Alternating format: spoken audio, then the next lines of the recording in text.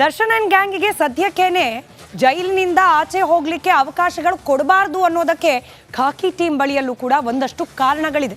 ಹಾಗಾದ್ರೆ ಯಾಕೆ ಜಾಮೀನನ್ನ ನೀಡಬಾರ್ದು ಅನ್ನೋದಕ್ಕೆ ಖಾಕಿ ಕೊಟ್ಟಿರುವ ಕಾರಣಗಳೇನು? ಒಂದೊಂದೇ ಅಂಶವನ್ನ ಗಮನಿಸ್ತಾ ಹೋಗೋಣ. ಅಪರಾಧ ಅಂತ ಗೊತ್ತಿದ್ರೂ ಕೂಡ ಎಲ್ಲ ಆರೋಪಿಗಳು ಸೇರಿ ಈ ಒಂದು ಕೃತ್ಯವನ್ನ ಎಸಗಿದ್ದಾರೆ.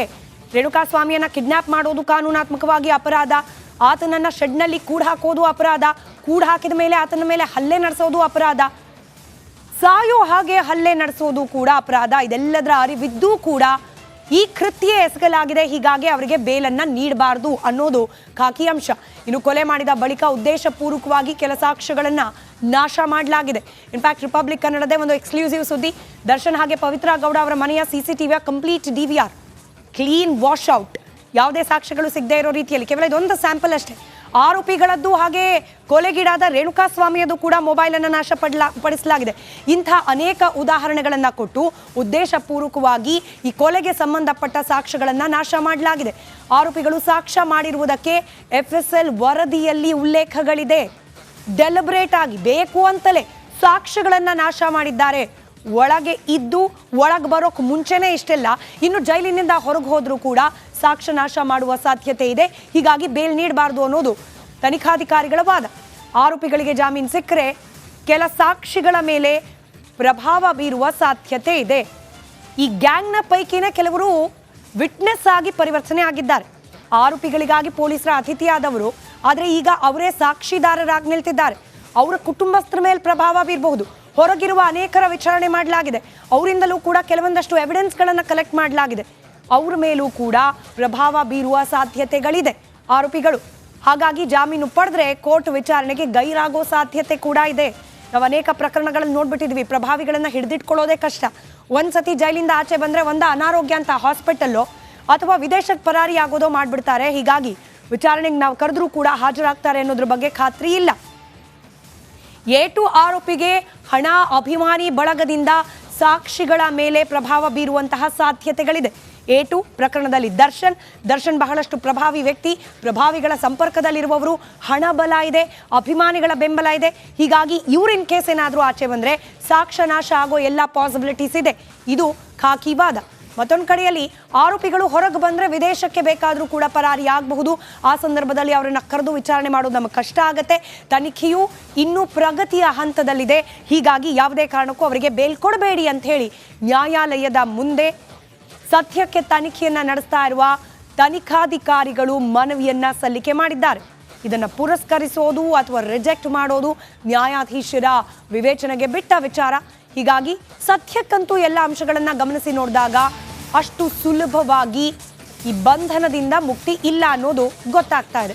ಇಷ್ಟೆಲ್ಲ ಬ್ಯಾಡ್ ನ್ಯೂಸ್ಗಳ ನಡುವೆನೂ ದರ್ಶನ್ಗೆ ಗುಡ್ ನ್ಯೂಸ್ ಒಂದು ಸಿಗ್ತಾ ಇದೆ. ಜೈಲಿನಲ್ಲಿ ಇದ್ರೂ ಕೂಡ ಕಾಟೇರ ಸಿನಿಮಾದ ಅಭಿನಯಕ್ಕೋಸ್ಕರ 69ನೇ ಫಿಲ್ಮ್ ಫೇರ್ ಅವಾರ್ಡ್ನಲ್ಲಿ ದರ್ಶನ್ ಅವರ ಹೆಸರನ್ನ ಕೂಡ ನಾಮಿನೇಟ್ ಮಾಡಲಾಗಿದೆ. ವಿವಿಧ ವಿಭಾಗಗಳಲ್ಲಿ ಕಾಟೇರ ಚಿತ್ರವನ್ನ ಕೂಡ ಅಲ್ಲಿ ಸೇರಿಸಲಾಗಿದೆ ಪಟ್ಟಿಯಲ್ಲಿ. ಇನ್ನು ಉತ್ತಮ ನಟ ಕ್ಯಾಟಗರಿಯಲ್ಲಿ ದರ್ಶನ್ ಅವರ ಹೆಸರನ್ನ ಕೂಡ ಸೇರ್ಪಡೆಗೊಳಿಸಲಾಗಿದೆ.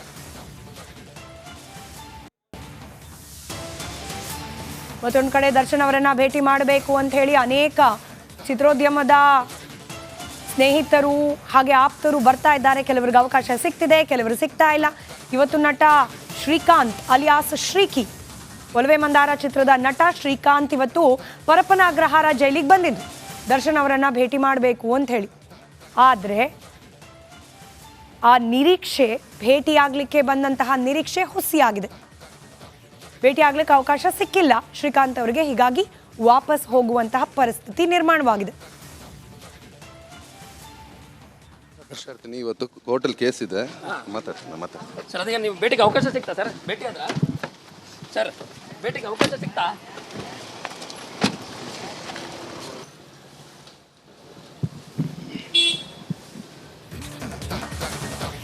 ದರ್ಶನ್ ಅಂಡ್ ಗ್ಯಾಂಗಿಗೆ ಸದ್ಯಕ್ಕೇನೆ ಜೈಲಿನಿಂದ ಆಚೆ ಹೋಗ್ಲಿಕ್ಕೆ ಅವಕಾಶಗಳು ಕೊಡಬಾರ್ದು ಅನ್ನೋದಕ್ಕೆ ಖಾಕಿ ಟೀಮ್ ಬಳಿಯಲ್ಲೂ ಕೂಡ ಒಂದಷ್ಟು ಕಾರಣಗಳಿದೆ.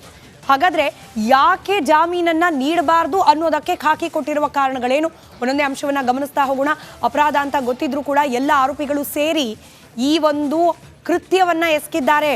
ರೇಣುಕಾಸ್ವಾಮಿಯನ್ನ ಕಿಡ್ನಾಪ್ ಮಾಡೋದು ಕಾನೂನಾತ್ಮಕವಾಗಿ ಅಪರಾಧ, ಆತನನ್ನ ಶೆಡ್ನಲ್ಲಿ ಕೂಡ್ ಹಾಕೋದು ಅಪರಾಧ, ಕೂಡ್ ಹಾಕಿದ ಮೇಲೆ ಆತನ ಮೇಲೆ ಹಲ್ಲೆ ನಡೆಸೋದು ಅಪರಾಧ, ಸಾಯೋ ಹಾಗೆ ಹಲ್ಲೆ ನಡೆಸೋದು ಕೂಡ ಅಪರಾಧ. ಇದೆಲ್ಲದರ ಅರಿವಿದ್ದೂ ಕೂಡ ಈ ಕೃತ್ಯ ಎಸಗಲಾಗಿದೆ, ಹೀಗಾಗಿ ಅವರಿಗೆ ಬೇಲನ್ನ ನೀಡಬಾರದು ಅನ್ನೋದು ಖಾಕಿ ಅಂಶ. ಇನ್ನು ಕೊಲೆ ಮಾಡಿದ ಬಳಿಕ ಉದ್ದೇಶಪೂರ್ವಕವಾಗಿ ಕೆಲ ಸಾಕ್ಷ್ಯಗಳನ್ನ ನಾಶ ಮಾಡಲಾಗಿದೆ. ಇನ್ಫ್ಯಾಕ್ಟ್ ರಿಪಬ್ಲಿಕ್ ಕನ್ನಡದೇ ಒಂದು ಎಕ್ಸ್ಕ್ಲೂಸಿವ್ ಸುದ್ದಿ, ದರ್ಶನ್ ಹಾಗೆ ಪವಿತ್ರ ಗೌಡ ಅವರ ಮನೆಯ CCTV complete DVR, clean wash out, ಯಾವುದೇ ಸಾಕ್ಷ್ಯಗಳು ಸಿಗದೇ ಇರೋ ರೀತಿಯಲ್ಲಿ. ಕೇವಲ ಇದೊಂದು ಸ್ಯಾಂಪಲ್ ಅಷ್ಟೇ. ಆರೋಪಿಗಳದ್ದು ಹಾಗೆ ಕೊಲೆಗೀಡಾದ ರೇಣುಕಾ ಸ್ವಾಮಿಯದು ಕೂಡ ಮೊಬೈಲ್ ಅನ್ನು ಪಡಿಸಲಾಗಿದೆ. ಇಂಥ ಅನೇಕ ಉದಾಹರಣೆಗಳನ್ನು ಕೊಟ್ಟು ಉದ್ದೇಶಪೂರ್ವಕವಾಗಿ ಈ ಕೊಲೆಗೆ ಸಂಬಂಧಪಟ್ಟ ಸಾಕ್ಷ್ಯಗಳನ್ನು ನಾಶ ಮಾಡಲಾಗಿದೆ. ಆರೋಪಿಗಳು ಸಾಕ್ಷ್ಯ ಮಾಡಿರುವುದಕ್ಕೆ FSL ವರದಿಯಲ್ಲಿ ಉಲ್ಲೇಖಗಳಿದೆ. ಡೆಲಿಬ್ರೇಟ್ ಆಗಿ ಬೇಕು ಅಂತಲೇ ಸಾಕ್ಷ್ಯಗಳನ್ನು ನಾಶ ಮಾಡಿದ್ದಾರೆ. ಒಳಗೆ ಇದ್ದು ಒಳಗೆ ಬರೋಕ್ ಮುಂಚೆನೇ ಇಷ್ಟೆಲ್ಲ, ಇನ್ನು ಜೈಲಿನಿಂದ ಹೊರಗೆ ಹೋದ್ರೂ ಕೂಡ ಸಾಕ್ಷ್ಯ ನಾಶ ಮಾಡುವ ಸಾಧ್ಯತೆ ಇದೆ. ಹೀಗಾಗಿ ಬೇಲ್ ನೀಡಬಾರ್ದು ಅನ್ನೋದು ತನಿಖಾಧಿಕಾರಿಗಳ ವಾದ. ಆರೋಪಿಗಳಿಗೆ ಜಾಮೀನು ಸಿಕ್ಕರೆ ಕೆಲ ಸಾಕ್ಷಿಗಳ ಮೇಲೆ ಪ್ರಭಾವ ಬೀರುವ ಸಾಧ್ಯತೆ ಇದೆ. ಈ ಗ್ಯಾಂಗ್ನ ಪೈಕಿನ ಕೆಲವರು ವಿಟ್ನೆಸ್ ಆಗಿ ಪರಿವರ್ತನೆ ಆಗಿದ್ದಾರೆ. ಆರೋಪಿಗಳಿಗಾಗಿ ಪೊಲೀಸರ ಅತಿಥಿಯಾದವರು, ಆದರೆ ಈಗ ಅವರೇ ಸಾಕ್ಷಿದಾರರಾಗಿ ನಿಲ್ತಿದ್ದಾರೆ. ಅವರ ಕುಟುಂಬಸ್ಥರ ಮೇಲೆ ಪ್ರಭಾವ ಬೀರಬಹುದು.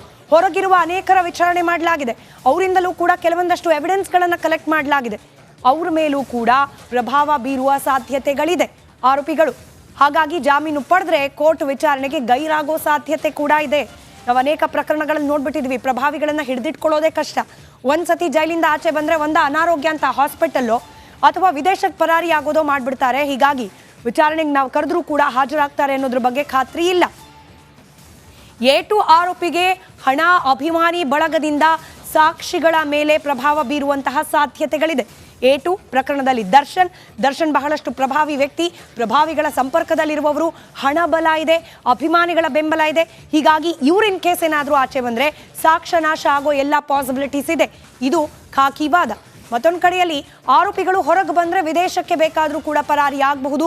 ಆ ಸಂದರ್ಭದಲ್ಲಿ ಅವರನ್ನು ಕರೆದು ವಿಚಾರಣೆ ಮಾಡೋದು ನಮಗೆ ಕಷ್ಟ ಆಗುತ್ತೆ. ತನಿಖೆಯು ಇನ್ನೂ ಪ್ರಗತಿಯ ಹಂತದಲ್ಲಿದೆ. ಹೀಗಾಗಿ ಯಾವುದೇ ಕಾರಣಕ್ಕೂ ಅವರಿಗೆ ಬೇಲ್ ಕೊಡಬೇಡಿ ಅಂತ ಹೇಳಿ ನ್ಯಾಯಾಲಯದ ಮುಂದೆ ಸದ್ಯಕ್ಕೆ ತನಿಖೆಯನ್ನು ನಡೆಸ್ತಾ ಇರುವ ತನಿಖಾಧಿಕಾರಿಗಳು ಮನವಿಯನ್ನ ಸಲ್ಲಿಕೆ ಮಾಡಿದ್ದಾರೆ. ಇದನ್ನು ಪುರಸ್ಕರಿಸೋದು ಅಥವಾ ರಿಜೆಕ್ಟ್ ಮಾಡೋದು ನ್ಯಾಯಾಧೀಶರ ವಿವೇಚನೆಗೆ ಬಿಟ್ಟ ವಿಚಾರ. ಹೀಗಾಗಿ ಸದ್ಯಕ್ಕಂತೂ ಎಲ್ಲ ಅಂಶಗಳನ್ನು ಗಮನಿಸಿ ನೋಡಿದಾಗ ಅಷ್ಟು ಸುಲಭವಾಗಿ ಈ ಬಂಧನದಿಂದ ಮುಕ್ತಿ ಇಲ್ಲ ಅನ್ನೋದು ಗೊತ್ತಾಗ್ತಾ ಇದೆ. ಇಷ್ಟೆಲ್ಲ ಬ್ಯಾಡ್ ನ್ಯೂಸ್ಗಳ ನಡುವೆನೂ ದರ್ಶನ್ಗೆ ಗುಡ್ ನ್ಯೂಸ್ ಒಂದು ಸಿಗ್ತಾ ಇದೆ. ಜೈಲಿನಲ್ಲಿ ಇದ್ರೂ ಕೂಡ ಕಾಟೇರ ಸಿನಿಮಾದ ಅಭಿನಯಕ್ಕೋಸ್ಕರ 69ನೇ ಫಿಲ್ಮ್ ಫೇರ್ ಅವಾರ್ಡ್ನಲ್ಲಿ ದರ್ಶನ್ ಅವರ ಹೆಸರನ್ನ ಕೂಡ ನಾಮಿನೇಟ್ ಮಾಡಲಾಗಿದೆ. ವಿವಿಧ ವಿಭಾಗಗಳಲ್ಲಿ ಕಾಟೇರ ಚಿತ್ರವನ್ನ ಕೂಡ ಅಲ್ಲಿ ಸೇರಿಸಲಾಗಿದೆ ಪಟ್ಟಿಯಲ್ಲಿ. ಇನ್ನು ಉತ್ತಮ ನಟ ಕ್ಯಾಟಗರಿಯಲ್ಲಿ ದರ್ಶನ್ ಅವರ ಹೆಸರನ್ನ ಕೂಡ ಸೇರ್ಪಡೆಗೊಳಿಸಲಾಗಿದೆ.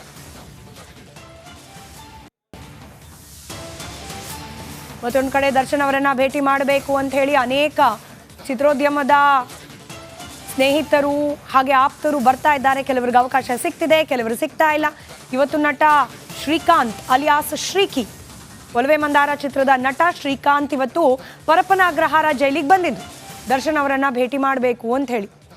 ಆದರೆ ಆ ನಿರೀಕ್ಷೆ, ಭೇಟಿಯಾಗಲಿಕ್ಕೆ ಬಂದಂತಹ ನಿರೀಕ್ಷೆ ಹುಸಿಯಾಗಿದೆ.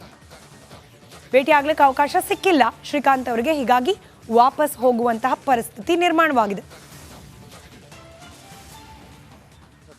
ಇವತ್ತು ಕೋರ್ಟಲ್ಲಿ ಕೇಸ್ ಇದೆ, ಮಾತಾಡ್ತೀನಿ. ಸರ್ ಅದಕ್ಕೆ ನೀವು ಭೇಟಿಗೆ ಅವಕಾಶ ಸಿಗ್ತಾ ಸರ್? ಭೇಟಿ ಆದ್ರ ಸರ್ ಭೇಟಿಗೆ ಅವಕಾಶ ಸಿಗ್ತಾ?